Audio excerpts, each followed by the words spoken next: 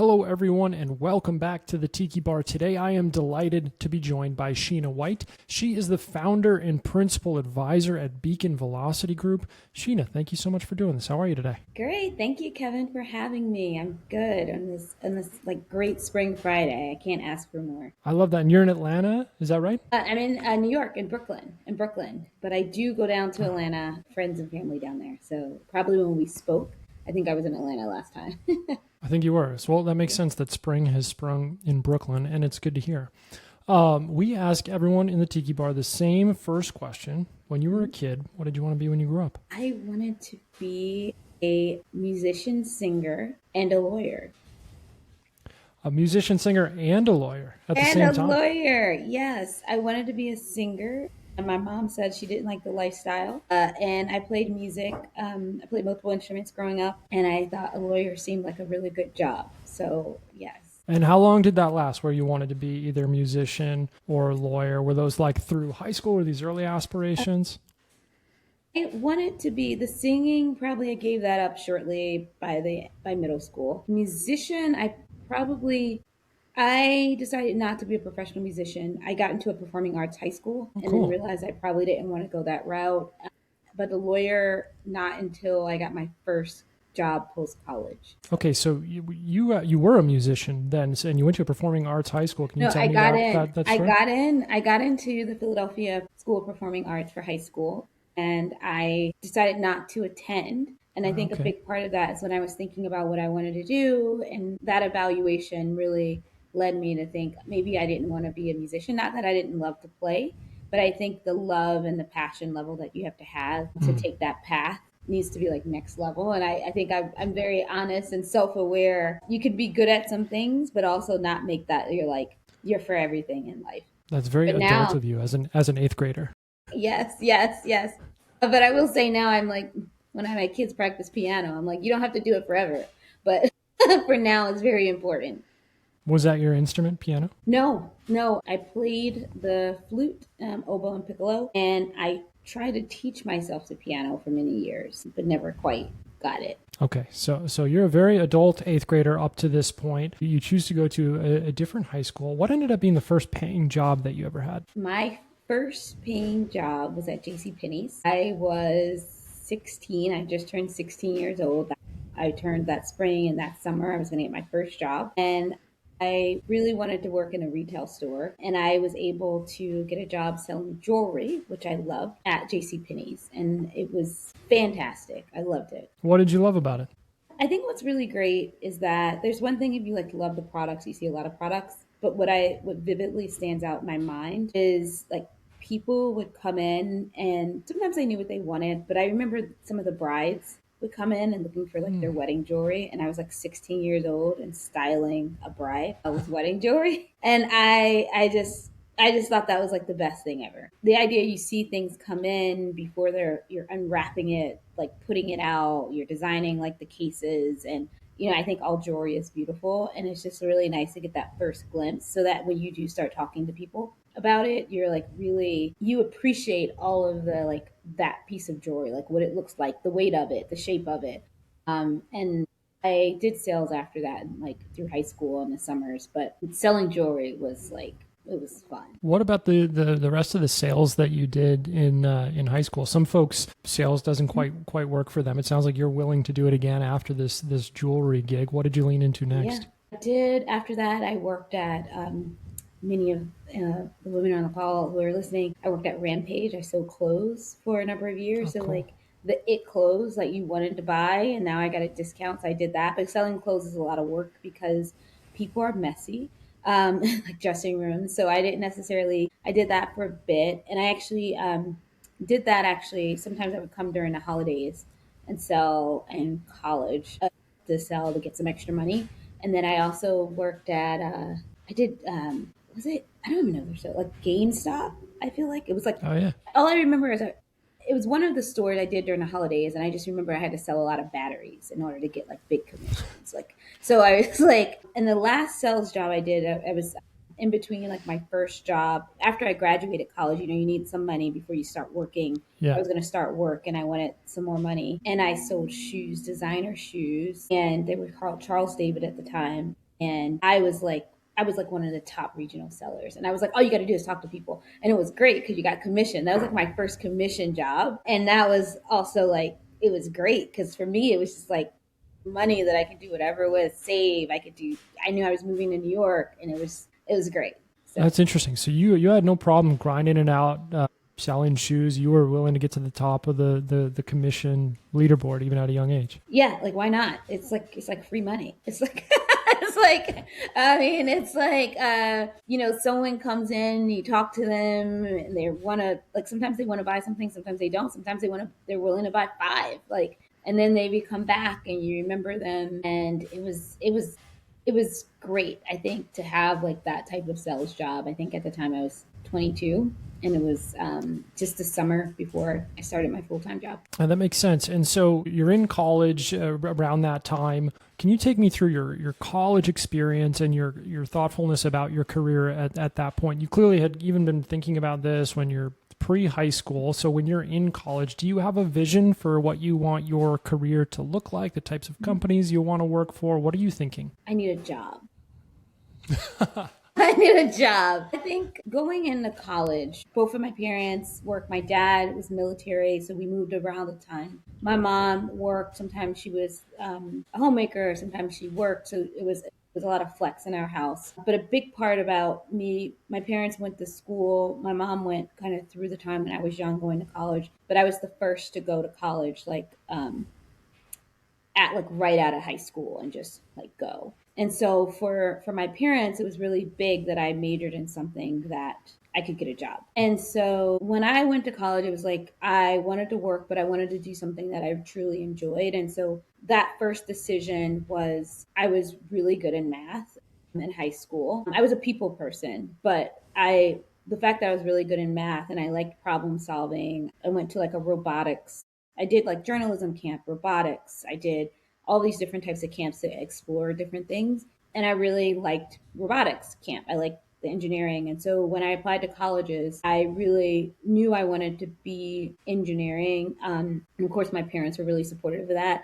And I always knew that I thought I do want to do engineering and then I'll apply to law school. So I never lost that. And the idea was that, oh, if I did law school, I can do like IP, so intellectual property, because I was an engineer. So that was like when I went into school, that was like my vision going in. Okay.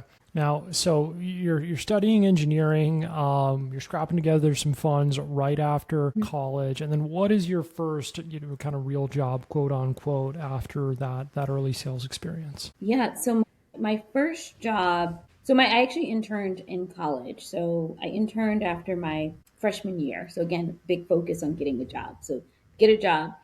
Get a job means you got to get an internship. So I interned after my freshman year in a refinery, and I was coding. So I was a computer. I started out actually as a computer engineer, and I there were a couple things I think I mentioned earlier. I was a people person, and I was in a room developing. I think it was like one other guy, and I was just like, this can't be my job. So I came back to school, and I was like, I want to be an engineer.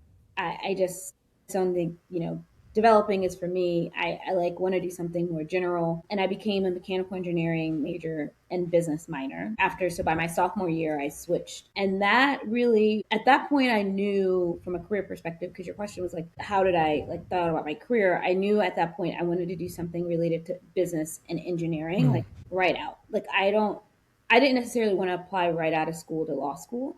My intention was to, again, get a job, work, take the LSATs, then go on to school. So I wanted to do something engineering and business. And that actually led me to actually my first job. So, I'm in my sophomore year. At that point, I had started the National Society of Black Engineers on campus. And when you're on campus and you're starting things, you get a lot of opportunities to meet with administration. And I was really around about career readiness. So I was like a career coach, and I used to help people with resumes and all the things that you think about that it takes to get a job and recruit. And so I was invited actually to a meeting where the VP of Goldman Recruitment was coming on campus, and they were starting to think about recruiting at the engineering school.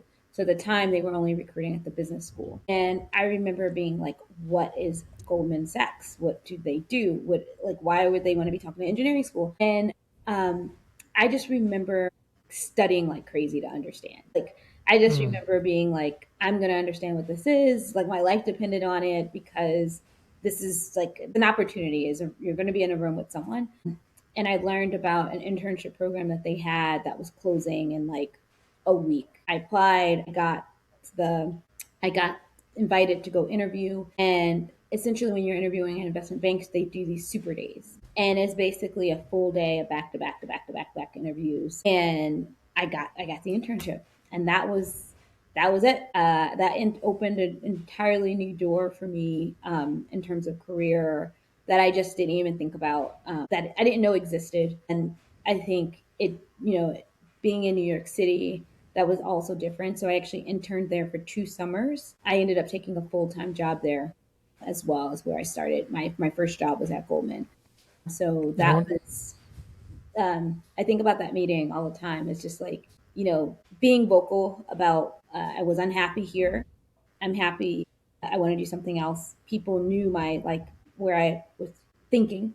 They invited me to a meeting, and I just like gave it all I got. And that was it. Absolutely, and obviously you were a stellar intern. You get back not only for a second year, but then you work at Goldman Sachs full time after that. What's it like to join Goldman Sachs from a cultural standpoint, from a work life standpoint as your first gig out of college? Exciting, scary, probably all of the above. What do you remember most about those days? I think you just take it all in. I remember, I look back at those days and it's just like, one, I think exposure is everything. Being prepared, having the audacity to be in the room. I think a lot of times you can't sometimes want what you don't know exists, right? But then when you see it, you can be like, yeah, that's it. My first time when I was working there, I think I just learned so much. I remember, your intern or your first job, you're presenting to managing directors, you're 22 years old. You think that, do you have a reason to be in the room? And then I think you learn that you did all the work, you belong in the room, and you have to own that. So I think, but what I really appreciate and what I think about now as being a leader, the importance of training and the importance of Mm. really making sure that you have that type of trust, and staying calm and helping others show up as the best version of themselves, I think is really important. I think I had some of the best like bosses at that time. Like, the way that they were able to be honest and transparent, but then also extremely supportive and have my back was like fundamental in my career. And it allowed me, I look back at those times, like I was fearless, right? It's very hard to be fearless at this age. And Yeah. like back then I would book meetings with people, organize sessions, ask questions, take on work.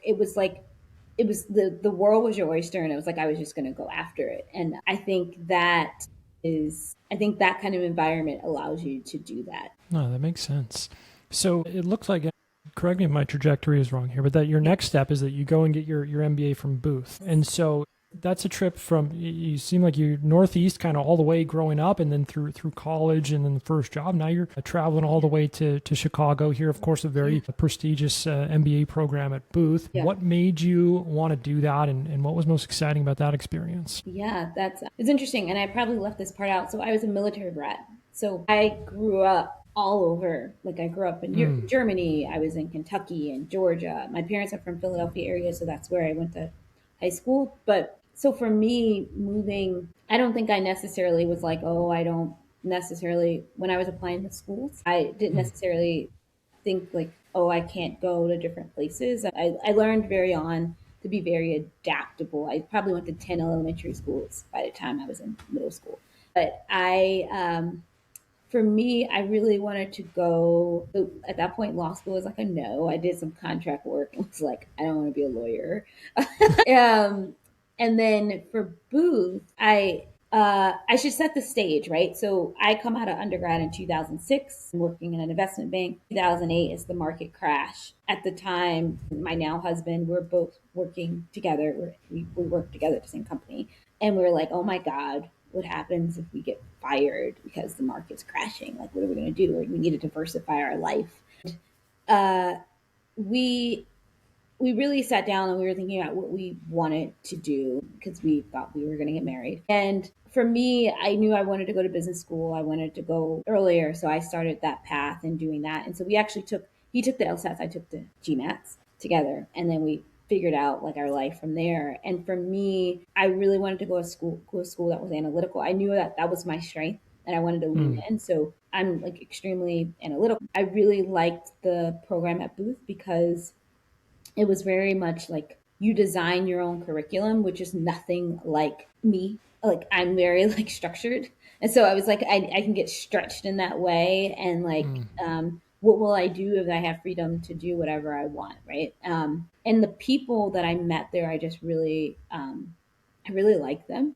When I went to go visit, they were very easy to talk to, very helpful. And so that for me, when I was thinking about where I wanted to be, like was like the help make the decision for, and of course I got in, so that was also very helpful. Yeah, yeah, that's always part of it. And Yeah. obviously, it's a success. You eventually land at Amex, and I want to talk about Mhm. Amex because it's a significant portion of your career where you climbed the ladder Mhm. really quickly. Can you tell the story of how you kind of? Yeah. So one of the things, it's always so funny. Like you talk to people and you hear their story. Even though everyone has a beautiful story, but you realize that people still have like things that they're working through, right? So I go to business school, great school, and I'm still this engineer, right? I'm still this engineer who Mhm. may or may not have like, do I have the trust that I have the business acumen? So I really wanted to be in opportunities to build that post school, like building commercial strategy muscle fast and seeing a lot of different business problems like a compressed period of time because yes, I thought I saw that in business school, but I wanted to see more. I needed to kind of probably like convince myself. And a lot of times people do that, they go into consulting. But I had a sense that I didn't necessarily want to do consulting for long term. So, but I was looking very much so at consulting programs at throughout the country, different companies. I had them internally and had like a path for what to do. You can go into the business afterwards, and Amex was one of those companies. And I liked the business, so I also very much like strong culture. So coming from Goldman, I was like, I interned at Walmart, and I was like, well, also a very great culture. When I talked to people, how I knew people who were in business school that had worked there. And so that actually helped me understand, like, you know what, this is a good fit for me. And I think that drew me to the company. And I think your question about I was able to really like move up quickly. I think culture is actually one of those things that actually helps you do that, right? So I think one, are you solving problems that you're interested in? Yes. I mean, I love a problem that I can relate to and talk to my family about at the table. Like that makes it a lot easier because you're always working on your work problems. I think if you're at a good company, you have good culture, you probably have great leaders and you can dig in together. And I had great leaders when I was there. They already had, I mean, everyone knew the product market fit. Like that was there. So you could actually just obsess over solving the problems and getting better at Mm. doing that and like the data. And so it was I was like intellectually stimulated and you're hungry. And if you want to do it, it's yes. With some like guardrails, of course, but it was like yes. And Amex was a place where I think you can grow because they really are focused on making everyone a leader at that and within the company. And so that was good. You you mentioned at a couple of your kind of transition points now that you were looking for something that would stretch you, that would kind of pull you out of Mhm. your comfort zone and push you. Were you cognizant of that pattern in your life? Does that stem from anything specific in the way you were raised, or is that just something that you think is sort of innate? I think that's a great question.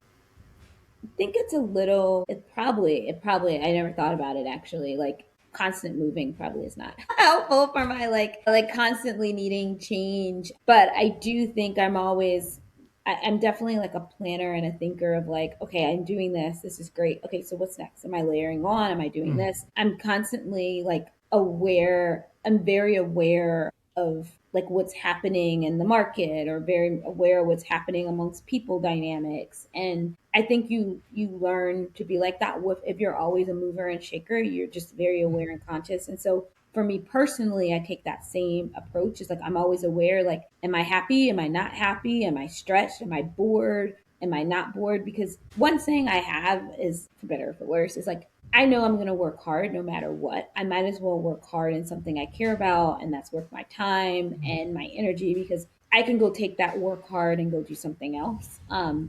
And I think that for me always makes me like, am I like my time and my energy, is it being spent in the right way? Am I getting out of it what I think I'm putting in? And is how I think about it. Because I think there's a lot of paths to the same goal, right? Whatever that goal is. I don't think there's like one path that's there. Absolutely. So as you kind of continue on your path and keep taking on more and more challenges, you continue in specifically in planning and strategy.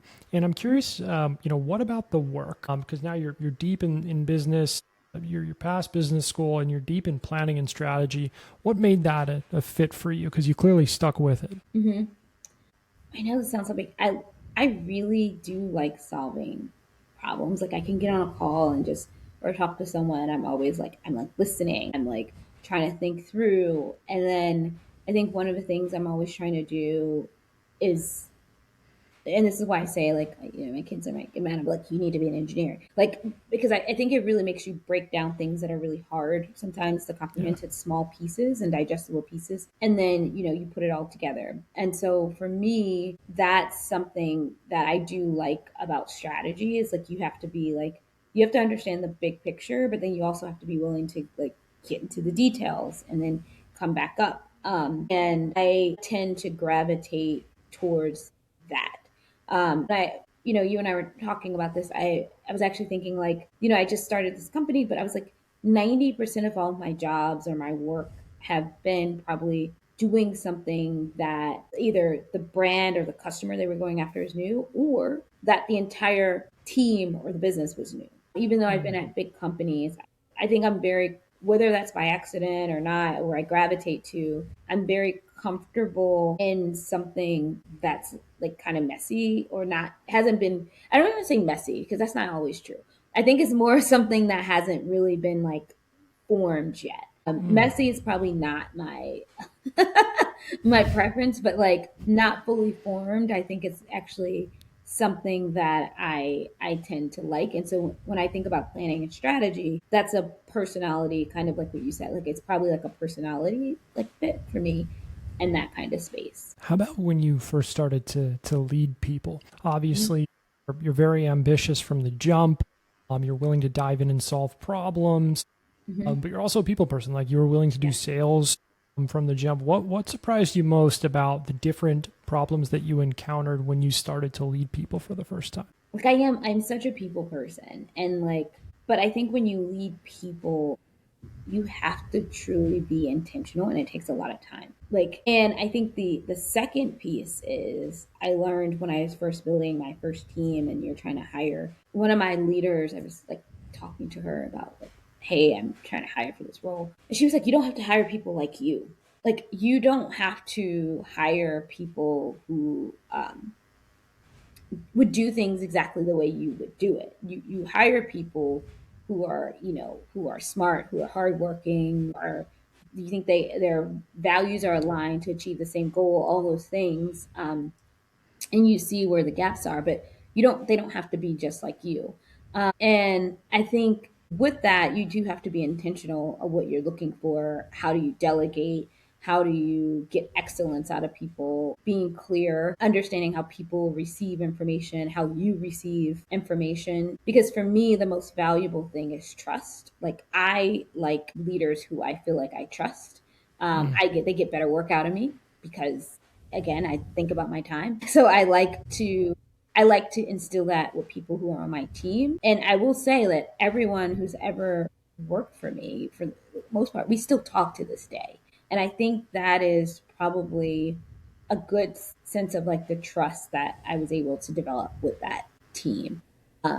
And I think that's what you want. You want to build that network. You want to build it with the leaders, you want to build it with your peers, and you want to build it with people who work. But you Absolutely. have to be very intentional, extremely intentional about that. Now you go on to Citi and then to PayPal when Mm-hmm. the world of payments of fintech in general is changing at a super rapid pace, and you're looking at forward looking strategy and leading planning. What's the hardest part of doing that job in an industry that is moving so quickly? Yeah. In an industry that's moving really quickly, you do have to stay ahead about what's going on. Um, and you have to, just in general, I think you have to carve out time to know what's going on in your market and going on more broadly. So when you first get into a job, the first thing I always like to do is understand how the company makes money and understand how, where you are relative to competitors. And but I think you always need to go back and keep checking your gut feeling on that. Mm. And some people will say you don't need to like chase competitors, but it's not about competitors. I think the competitors send a signal about what the customer wants, right? So you need to know who the players are to understand how different customers are being served, and so you can understand where you can be honest with yourself. That's one of the things that I love about, like, when I look back at my career when I was in partnerships or business development, it forces you to do that all of the time because that's your job. When you go back into roles like other roles, when I was in go to market or maybe in like more internally facing teams dealing with like internal like problem solving, you could put yourself in a box and not be thinking outside of that box. But when you do, you have to be very like intentional about really saying, I need to know what's going on. I need to know what's going on in the market. I was definitely like a very early personal adopter of AI, and how I used it. I was, reading all the things, listening to the podcast reader as well, like reading the books, going to events if I had time, just to make sure that I knew what was going on. Maybe it's a little bit of like a fear of missing out. I don't know if I have that, maybe, but I do think you have to carve out, and it doesn't have to be a lot of time. You could say like an hour a week, right? You could just say, and you could put that hour a week. And being in New York is easy. You're on a train, like you like 15 minutes, 15 minutes, 15 minutes. I'm going to do something. But I do think it's really important because it changes so fast. One of the biggest things I always joke about is that when I started my career at Goldman, I was in like basically tech investment, but I used to work on data centers. And I basically knew so much about data centers and testing and telephony and like that was my job. And I go to business school and I'm like so heads down focused on business. I missed the entire AWS, Microsoft, like basically that whole industry blowing up where I already had the foundational work. And that's when I was like, never again.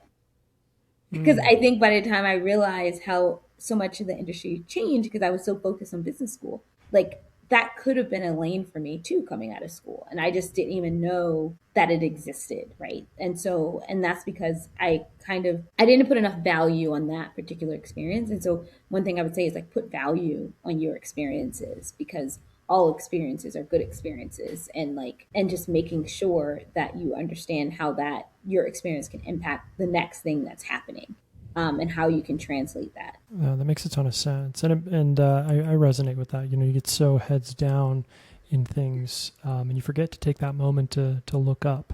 Now, I want to talk about your next venture, and I would imagine you're going to say you wanted to stretch yourself, but could you tell me the founding story of Beacon and how it came to be? Yeah, it is a little bit about stretch.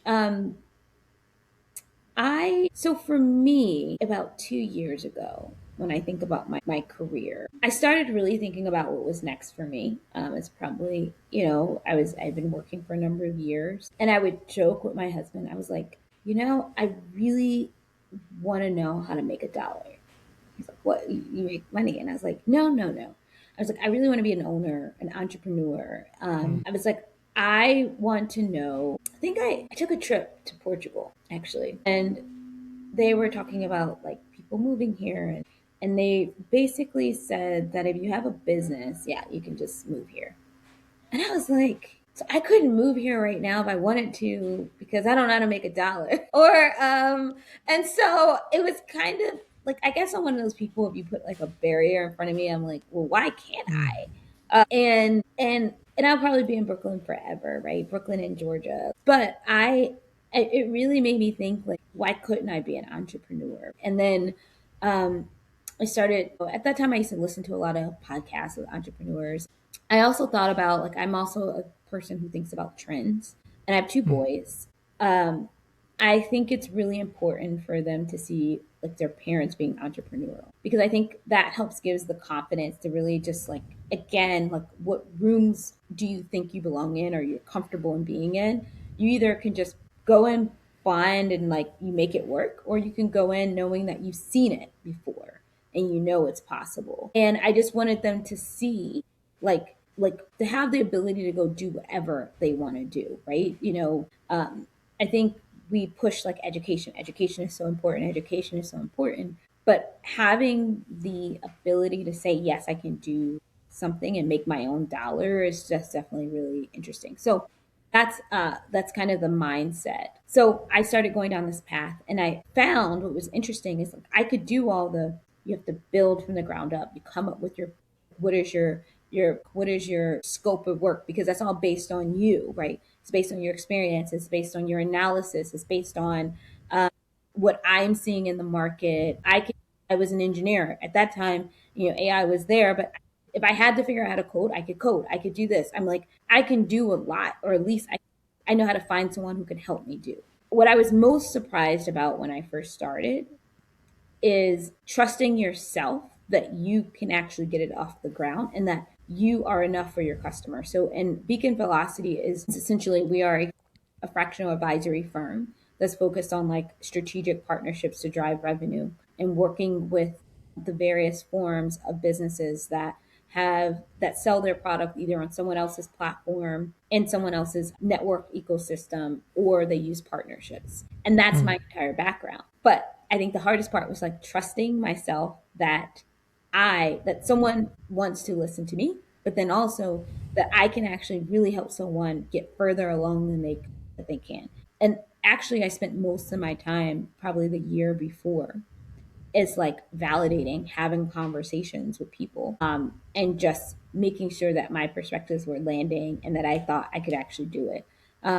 And that is actually the hardest part. Everyone's other startup story is going to be the hardest, but to me, that was the hardest part, to get over the leap to actually do it. And um, I've been like really happy ever since I've been able to just start building. What has made you really happy about it? What have you loved about it?